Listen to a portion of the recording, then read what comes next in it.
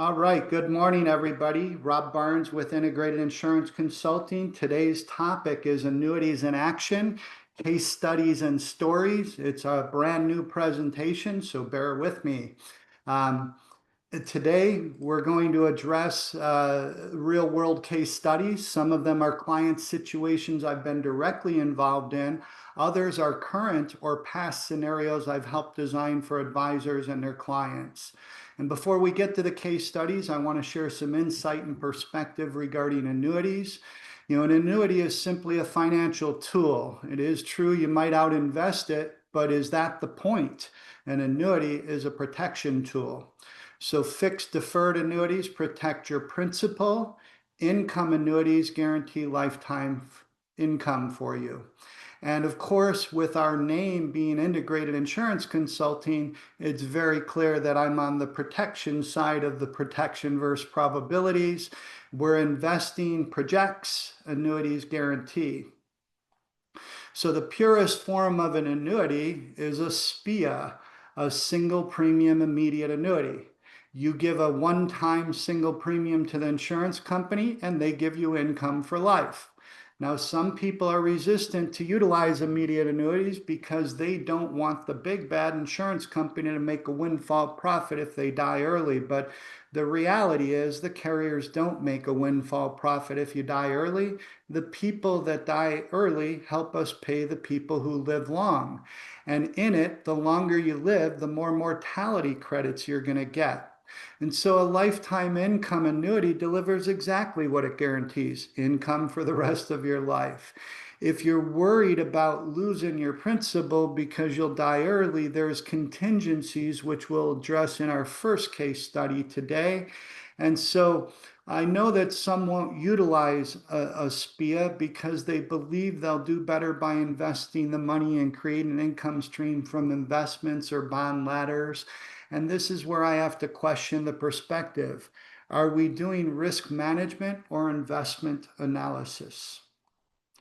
George Bernard Shaw once quipped, if you laid all the economists end to end, they still wouldn't reach a conclusion, except for when it comes to an annuity in retirement. You can see the esteemed institutions that have all had positive reports about the use of an annuity in retirement. For those of you that follow Michael Kitces, an article back in 2015 talks about the concept of pooling risk, which is what all insurances do.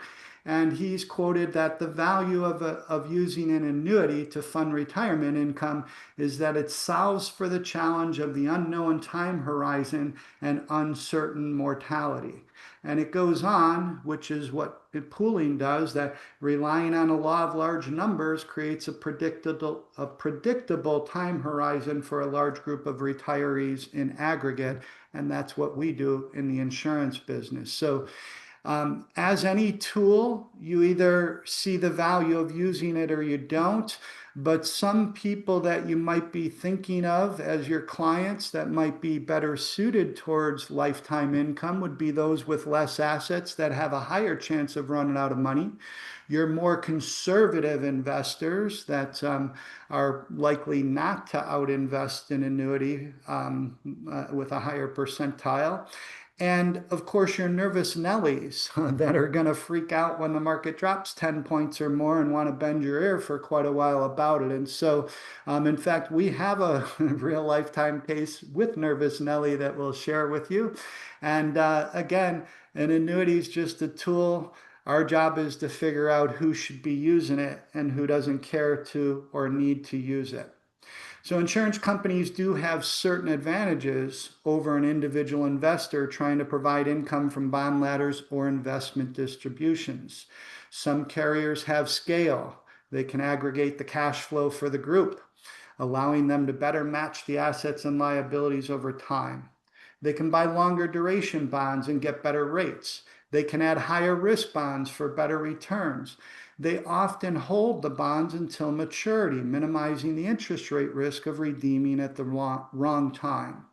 And they can they can take advantage of institutional pricing and diversify across the market. So they have expenses, and the better run carriers keep these low, providing a better bottom line at the end of the day. And for those that have a commission concern, commissions are just part of the distribution cost and the overall expenses in providing annuities. So I like this Wharton study, and it's what I connect to and what I believe in the industry, that um, you want to have a income for your clients in the amount of what their general expenses and some of their play money is. And so for somebody who needs $80,000 a year of income and they have 50 coming in from Social Security and pensions, then look to annuitize an amount of money to provide that other $30,000. And this is a report that came out in 2007. And when you think about the timeliness of it, right before 2008, right? And we're kind of maybe in that scenario again. A lot of people were reaching all-time highs in the market, and the concept of buy low, sell high. Well, for those that are closing in on retirement or ready to retire, maybe they want to take some money off the top of the pile and protect their bottom.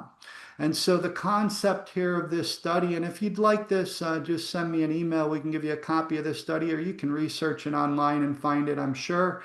But you purchase an annuity early in retirement, you want a deposit amount to cover your fixed cost, and you invest the remainder of your portfolio more aggressively.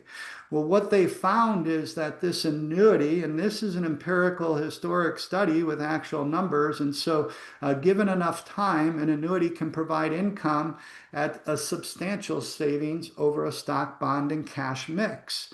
They found that we all know that retirement income planning breaks down when people live past life expectancy, and they find that income annuities are the most effective way to address the risk of outliving your nest egg. And so those who had concerns about dying early in the big pile, again, there's contingencies today, which we'll address in our first case study. And so I want to, we all know that defined benefit plans are fewer and farther between. Less people have them. Often they're government employees that have the better ones.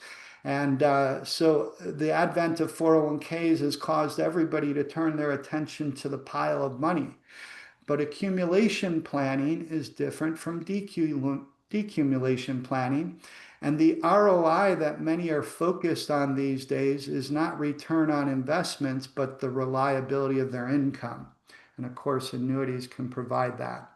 So when we look at annuities in the risk-reward spectrum, today we're going to address both fixed, indexed, and fixed annuities.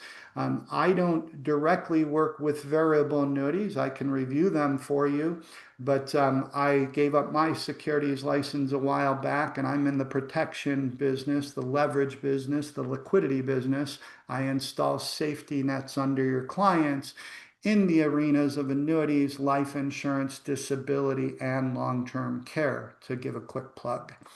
So we're going to cover today's stories with immediate annuities, deferred income annuities or DIAs, qualified longevity annuity contracts or QLACs.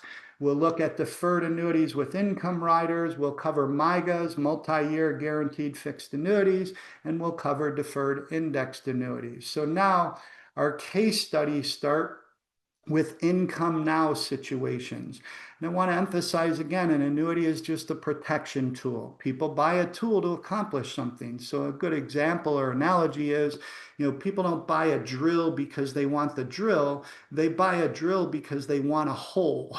and that tool provides that. So whatever you think of annuities, at the heart of them, if you or your client want to protect your principal, grow your money safely, and or provide lifetime income, that's what annuities do.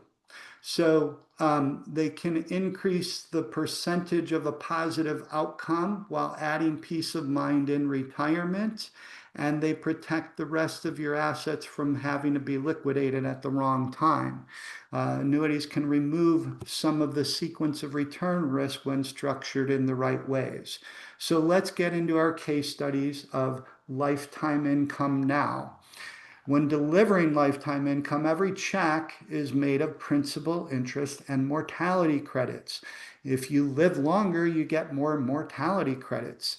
And all lifetime annuities pay the mortality credits. There are some recent studies that we've seen that correlate those that own annuities are actually living longer than those without. And when you think about it, if you, so to speak, want to win the bet, you might take better care of yourself, and you might also have less stress along the way because you are getting steady income.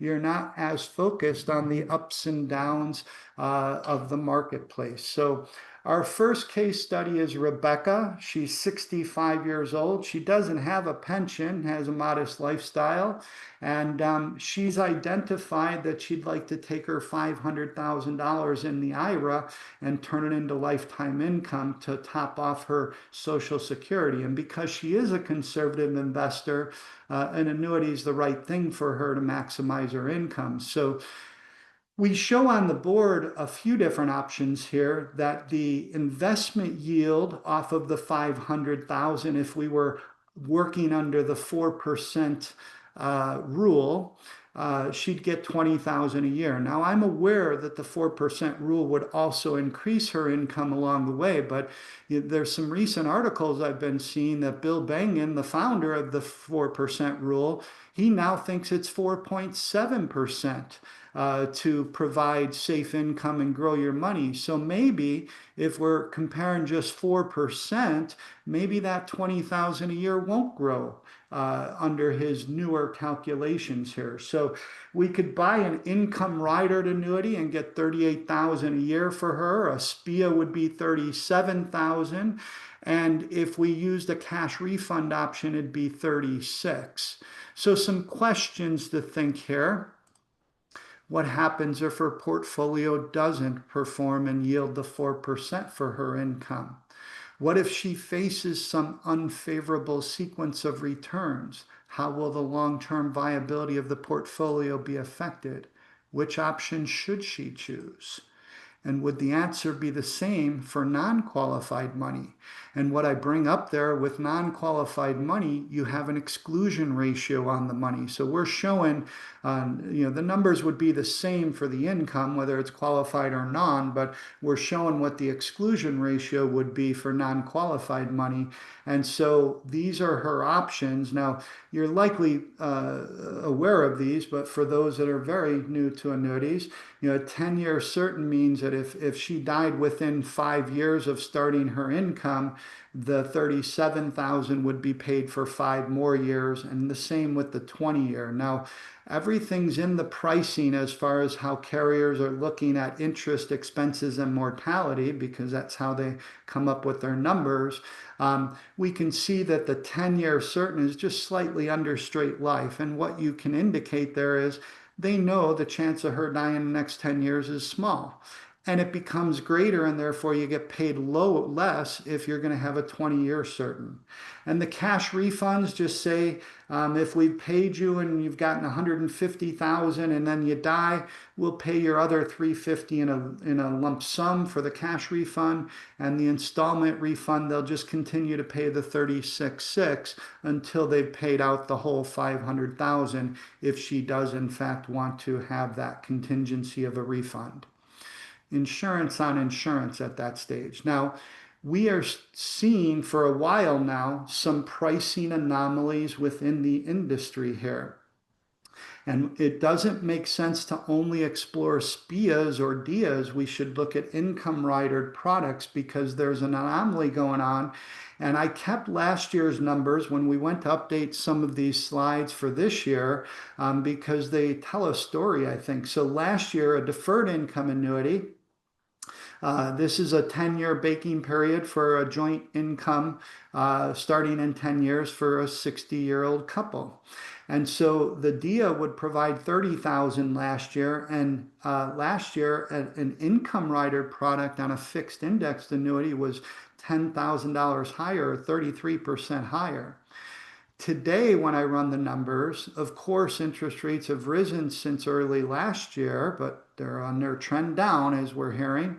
37,000 is the number now for the DIA, and the FIA was 45,000. Now, that differential is only about 22% ahead, but again, it's a pricing anomaly. When you understand these intensely as I do, this shouldn't happen. It's counterintuitive, but my job is to find the best for your clients and make them professional shoppers when we're connected. And so we have to explore all options, and we're going to look at them in a couple of case studies as we move forward. So our first client chronicle in orange. A client chronicle simply means I was directly involved with the client and the advisor, or on behalf of the advisor for that matter. So Mick and Molly came to me last year via their fee-only advisor. They were about to retire. They had some whole life policies. They were perfectly good whole life policies with a quality carrier. They also had a variable annuity. But this was the assets they identified that they wanted to turn into lifetime income. And so we looked at the life insurance first, and it had a 409,000 cash surrender value with 183 basis.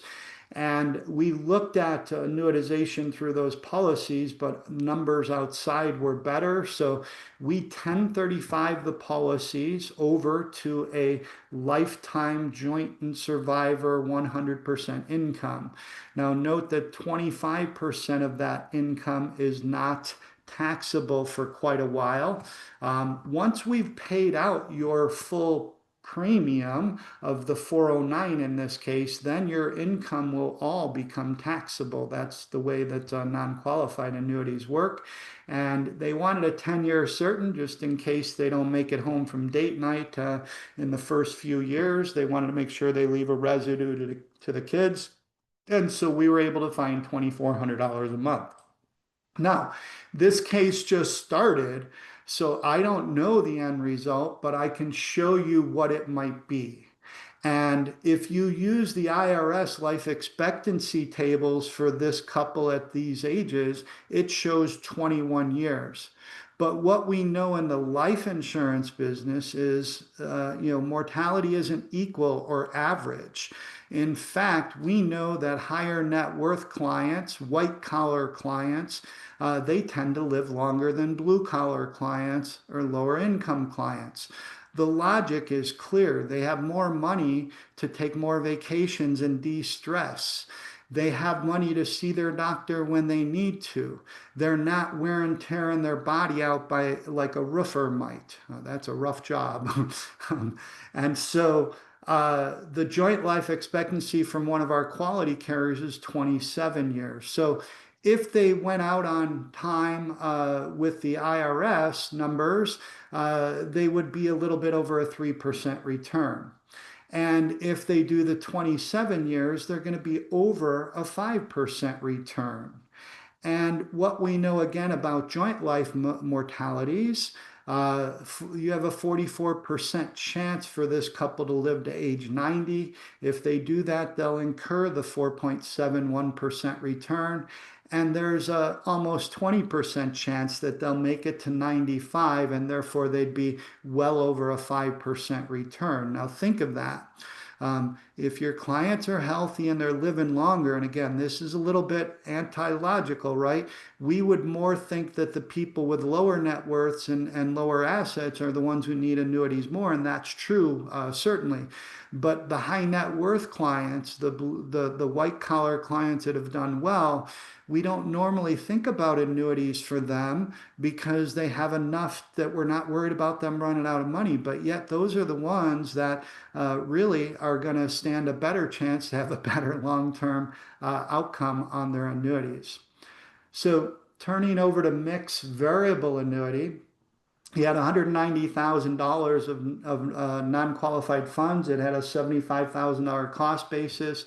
And again, we looked at what that annuity would provide from that same carrier. It was $1,000 a month. We were able to find a carrier for $1,240, and we 1035 the money over there. Now, we were doing income planning, and a lot of advisors that come to me really come to me with the advice of what they already have prescribed to their client, and I'm just helping them be a professional shopper and get the best of. But I can help consult as well. We work a lot in advanced stuff. So in fact, next month's presentation is on life insurance and high net worth stories that we'll be sharing. Again, all case studies. These are this one and the next one are two brand new presentations. But had our focus been estate tax planning, because these people live in Illinois.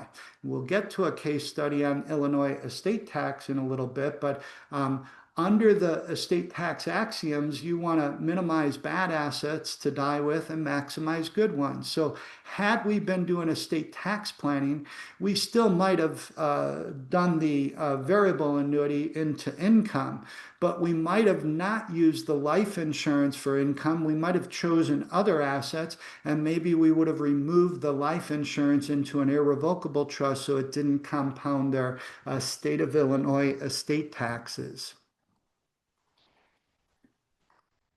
So, next study, pension planning. This is Jake and Jane. Late last year, Jake was introduced to me by his fee-only advisor. He was getting ready to retire, and he wanted to look at lifetime income annuities and compare it to the options that he had at his employer. And we were dramatically better. It isn't often that case. I've certainly been better, but we were significantly better here. We were able to provide $4,800 a month instead of the $3,300 offered by his employer.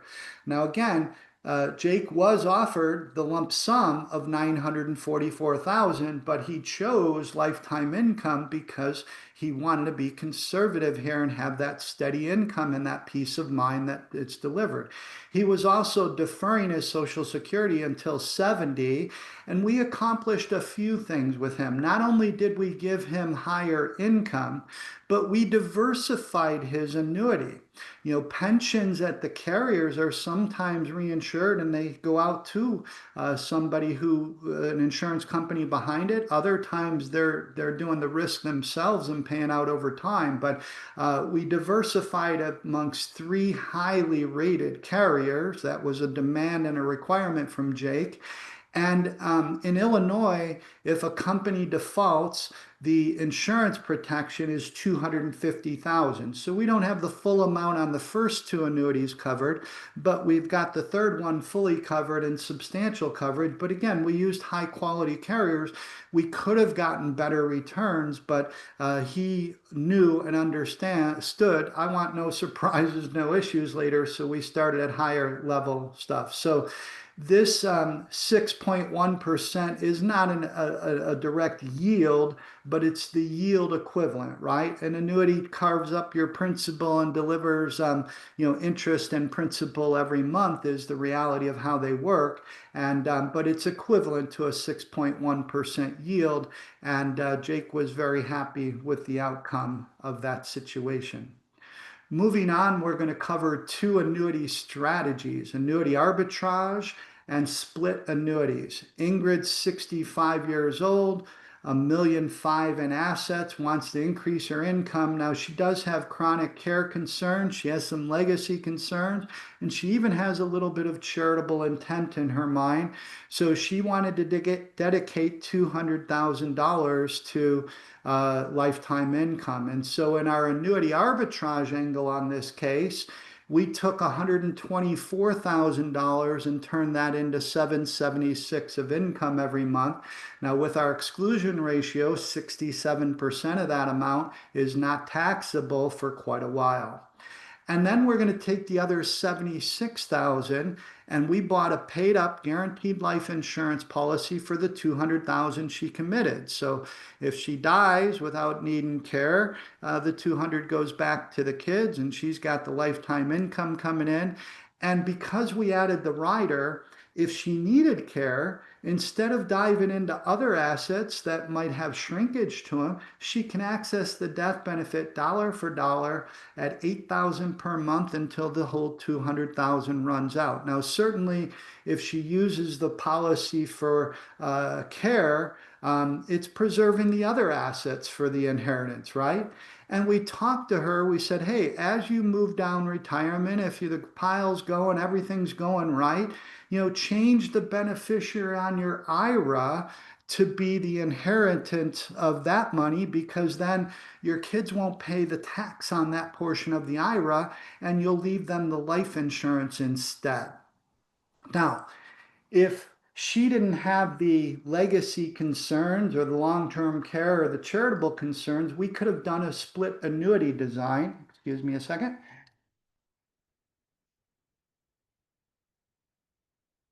Had to wet my whistle there.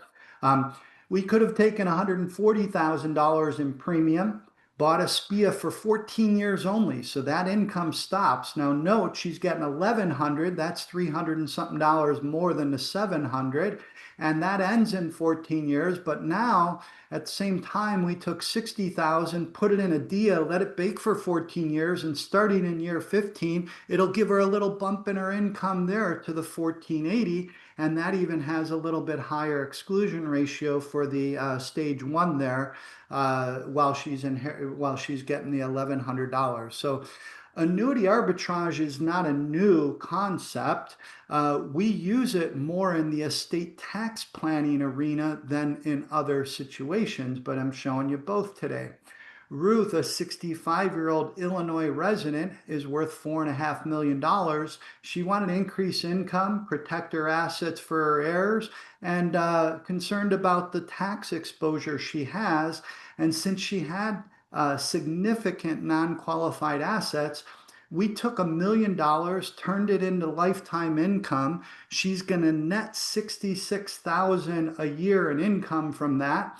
And we're going to gift $23,000 a year to a life insurance trust, an irrevocable life insurance trust, to be clear. And as long as she pays her premium, that policy is guaranteed, nothing to worry about. And she's got $43,000 of net spendable income until later in life, when all of that income will become taxable again, with the exclusion ratio being gone. So the before and after, the before is, and this is where, Illinois is broke, as you might know.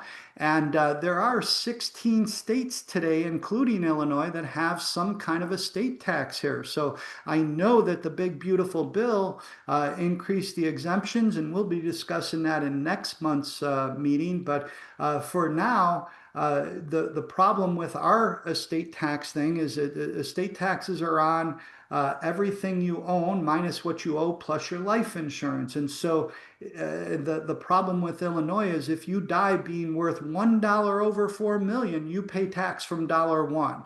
So if at her $4.5 million estate, she'd pay $143,000 in taxes. When we complete this transaction, if she dies the very next day, she's worth $3.5 million as far as the estate taxes go. So she'd have none because she's below the 4 million. Now, what I want to emphasize in the left corner is we're using a life-only annuity here. If I used a contingency on the annuities, then the present value of that stream comes back into the estate and could push her back over the 4 million. And then we also educated Ruth on the fact that we want to have you spend your income and not grow to be more than 4 million again. And if you're not spending it all, instead of accumulating it, maybe you want to make some lifetime gifts through the annual exclusions and keep yourself. But that's the monitoring thing that she can do to keep herself unexposed and make sure that all of her assets and then the life insurance proceeds go to her heirs when she passes. So let's turn to income later examples. Now there's 3 ways to design income later.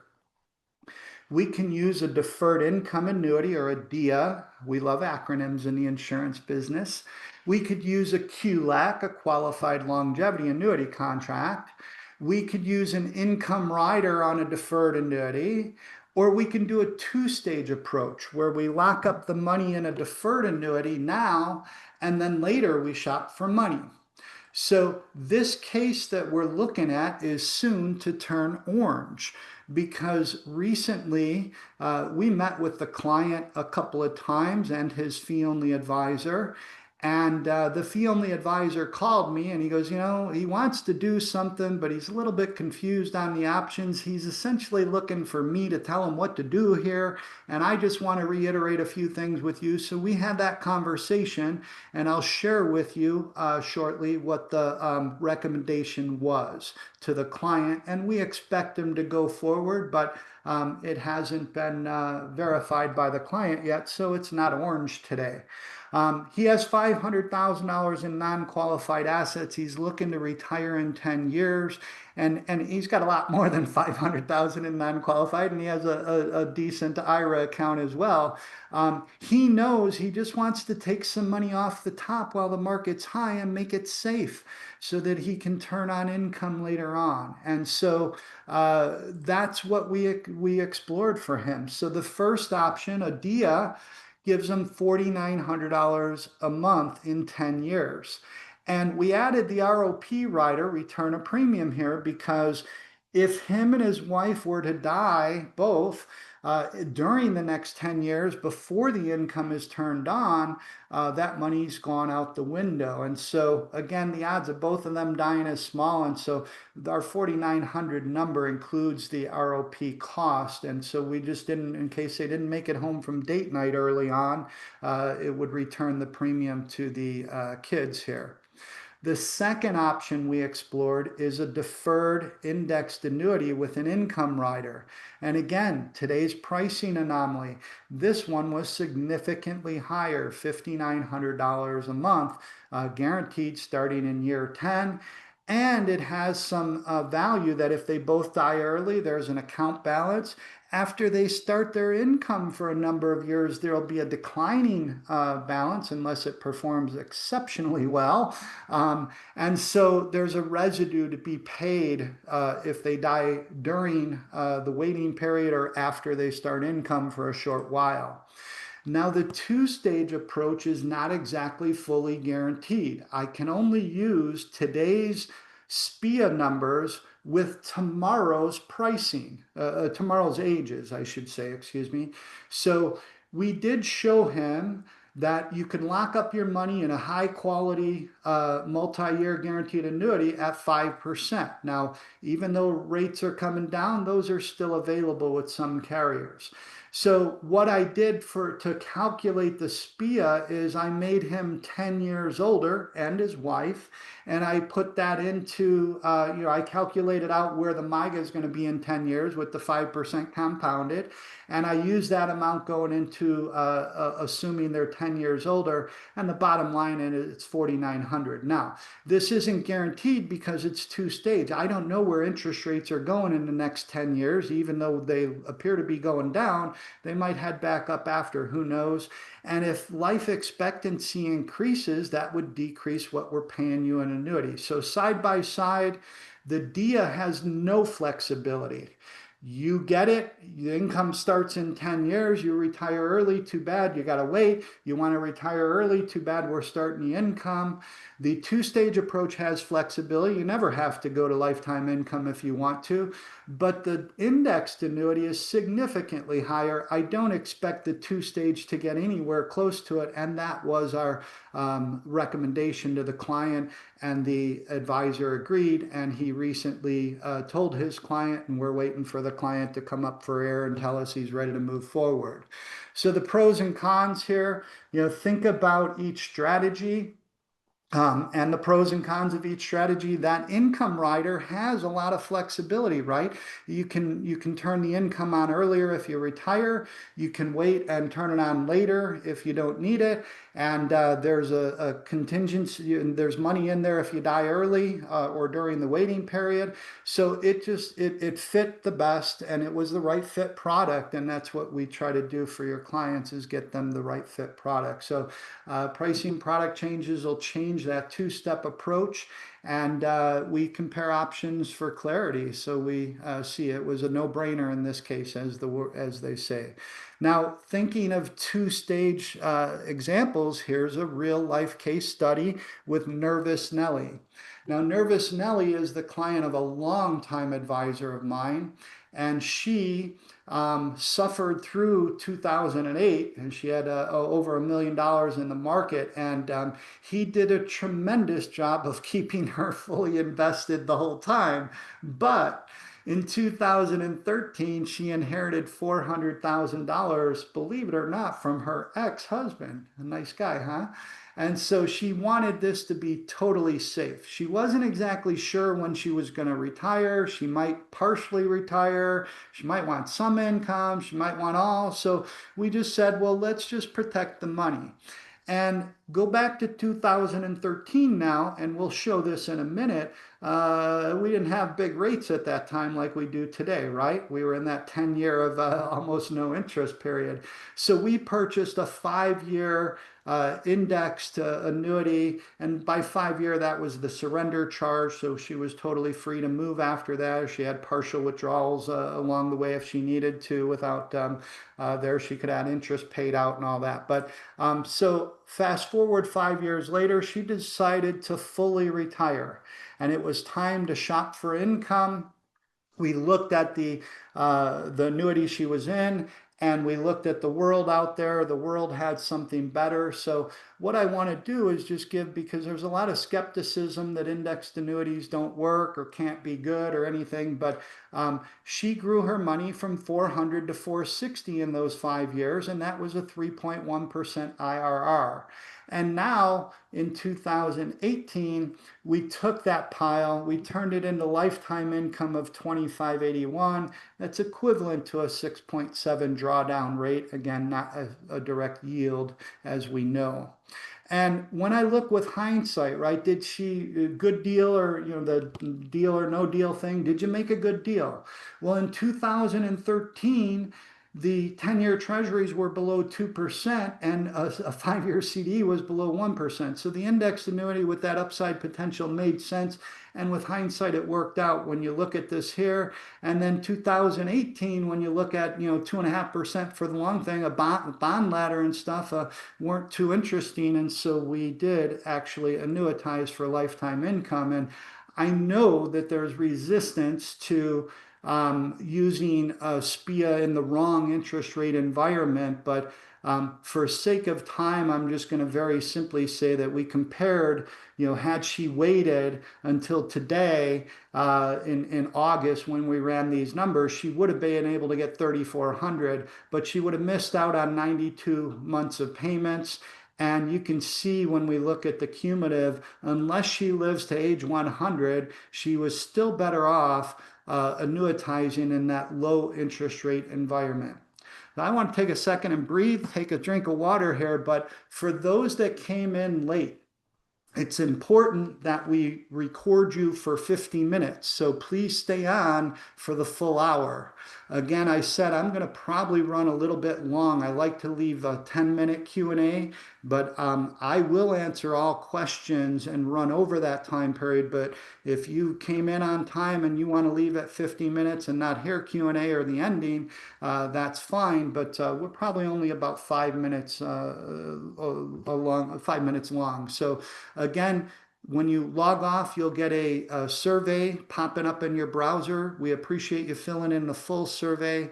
And if you don't have time today, you'll get an email tomorrow asking you at least fill in your CFP code, or let us know if you're not a CFP yet, so we can still file in a timely fashion. Okay, so now I want to turn over to QLACs. They're a subset of deferred income annuities with some unique propositions to them.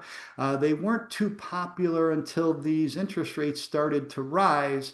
And so what I want to emphasize for you, when you talk to a client with $1 million in the market and you tell them, they have an 85% chance for their money to last for 30 years. And, some people are thinking, well, what if I live longer? Or what if I don't return what you're projecting and so forth? Again, some people have concerns of it and they want some safe income in there. So that's what a QLAC does. So instead of worrying about investing the full $1 million portfolio, what if we take 200,000 off the pile and create lifetime income that starts somewhere down the road? Again, I'm in the safety net business, and the question is always how high or low do you want your safety net? How long or short do you want your safety net?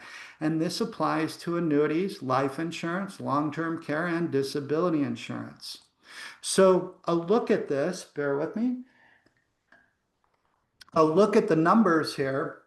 If we took for a 65-year-old female, if we took $200,000 and created a QLAC for starting income at age 85, that's the latest you can defer income, she would start getting $9,300 a month at age 85 for the rest of her life. Now, if she wants to insure her $200,000 deposit because she might die before 20 years, then the return of premium would lower her income down to $7,800.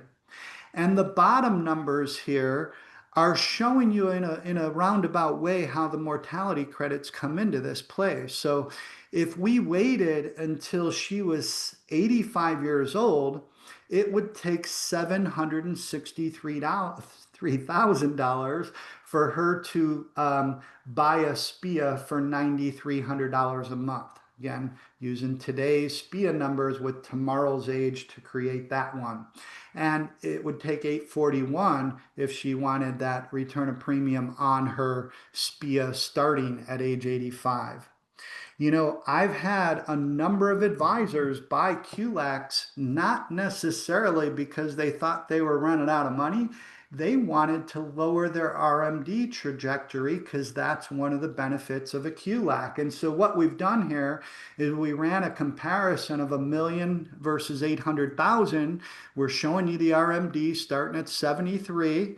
And we're showing a 6% return in this. And the bottom line, if we go to age 85, there's only a 350,000 or 360 difference between the balance at that time. And her RMD is $89,000 at age 85. So add that to that $9,300 a month. At age 85, she's got a very strong income of $200,000 a year.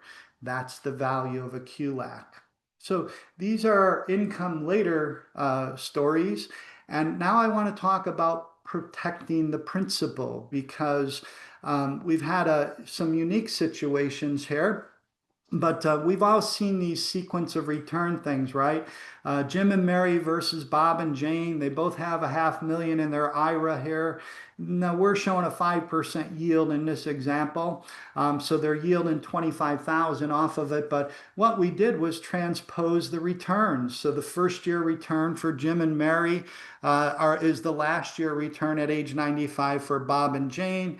And long story short, Jim and Mary run out of money because they started with a bad sequence of returns. And again, I encourage you to think about where we're at. A lot of people with the market at high sell high, right? Maybe you want to take some off the top and protect their bottom. Whether you use a deferred annuity, a MYGA, or lifetime income, those are up to you and what the situation calls for. But, you know, Bob and Jane, they had a favorable return. They both averaged 6.7 for as long as the money lasted on Jim and Mary, but they had a favorable sequence of returns for Bob and Jane. And not only did they get their income along the way, but they had a balance of 980 when they passed assumptively in our example. So moving on to our client chronicles again, Trisha is a 403B story. She's an in-service distribution.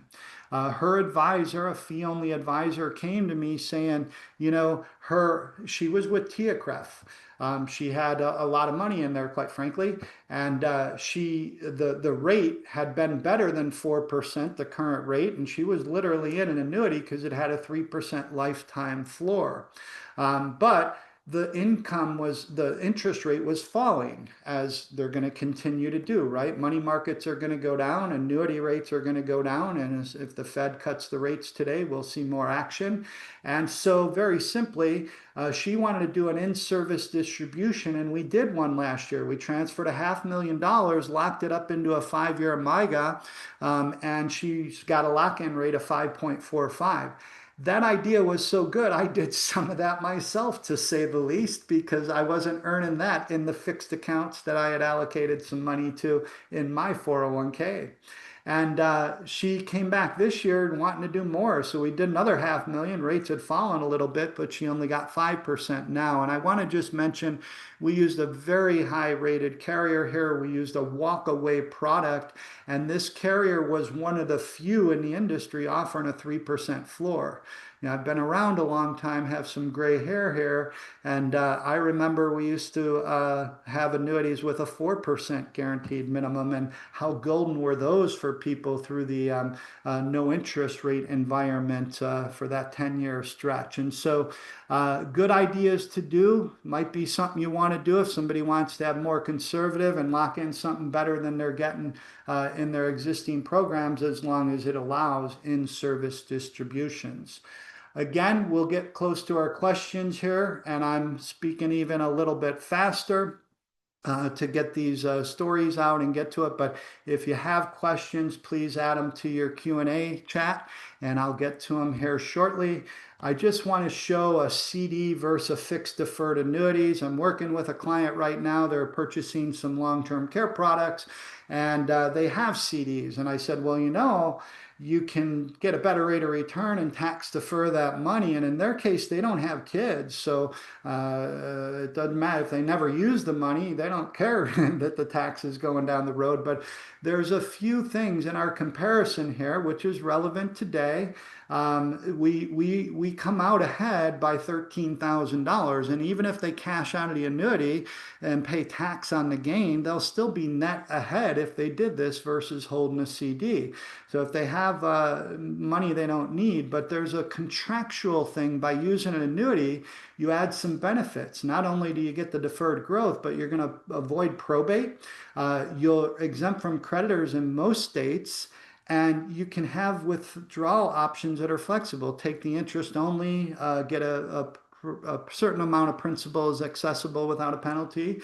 And you can always turn it into lifetime income within that annuity, or 1035 into a better SPIA if you find it.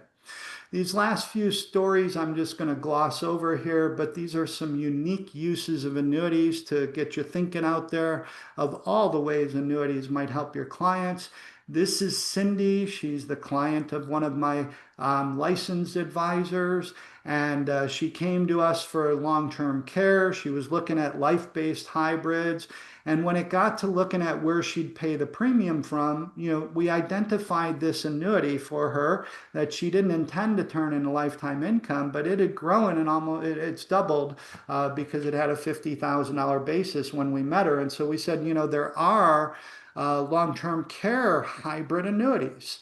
And so we ended up 1035ing into that. Now I'm only showing you the guaranteed page here. Understand the projected page, if it does well, would have a better cash value and a growing pool of care. But I'm all about guarantees, and that's all I care about, the products that we show your clients. And so it took her dollar and leveraged it into $2.50, and she's guaranteed to have $4,100 a month extra for care, and that'll last obviously 5 years here. Again, if I showed the current numbers, it'd look a little bit better than where we're at.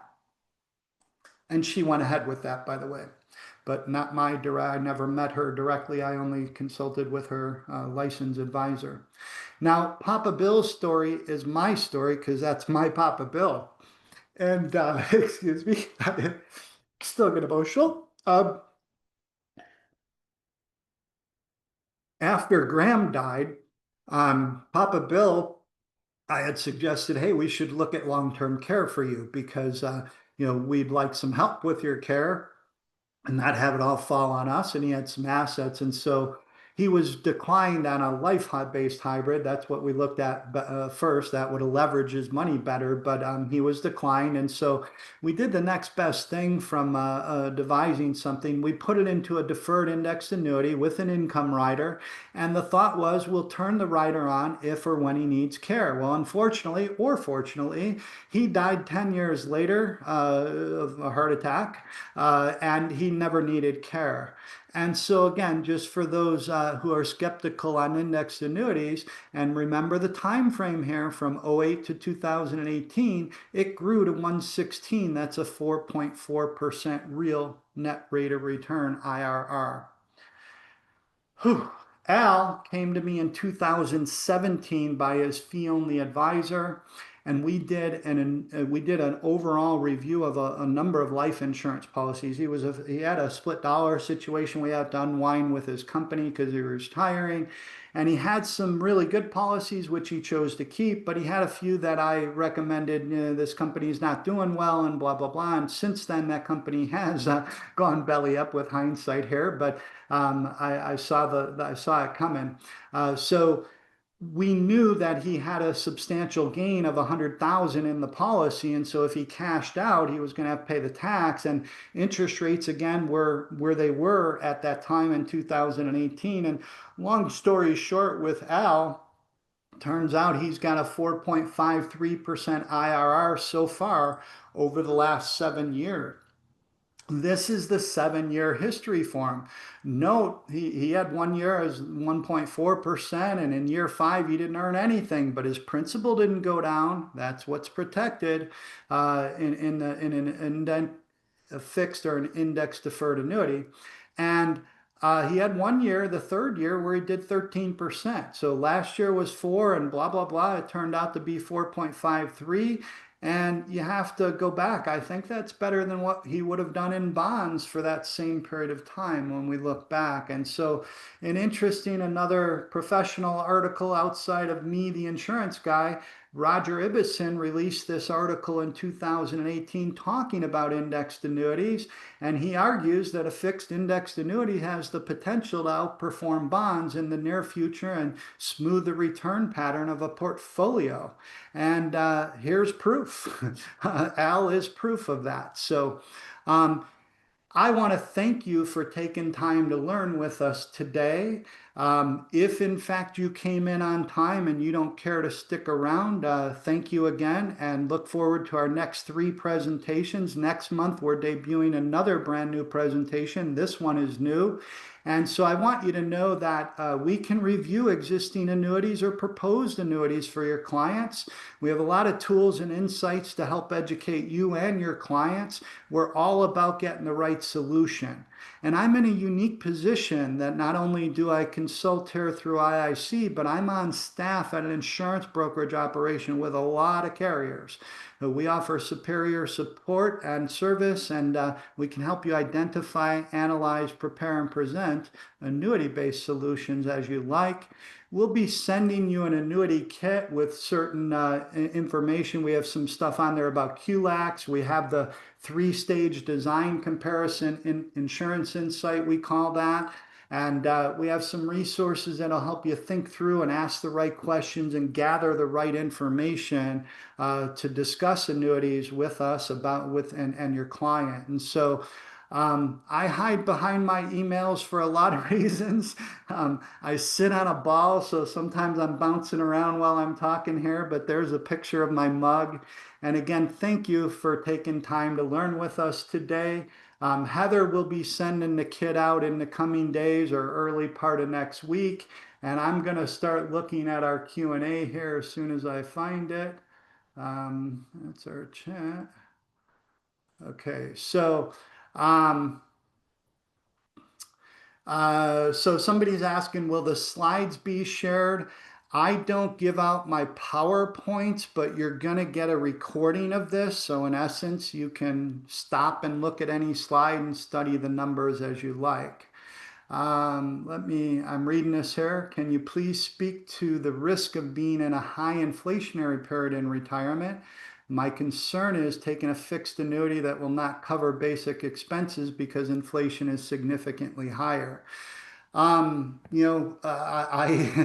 think I addressed a little bit of that in the Nervous Nelly story, right? But that was more the interest rate levels of where you annuitize versus where waiting for better rates. But I'm not going to tell you that my annuities. Most people, even though we can have annuities that inflation adjust, understand they're going to start at a much lower point, and then it's a diagonal line instead of a horizontal line, right? And at some point, at some age, it's going to grow to be better than the horizontal line is. So my experience is most of the time people buy the fixed annuity because they want to maximize income today.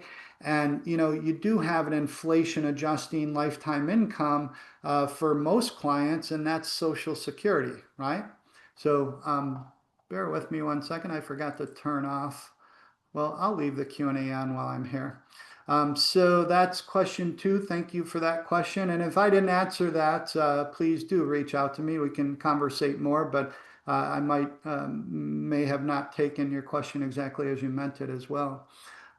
Speak to the protections of an insurance company fails, or do they not underwrite correctly?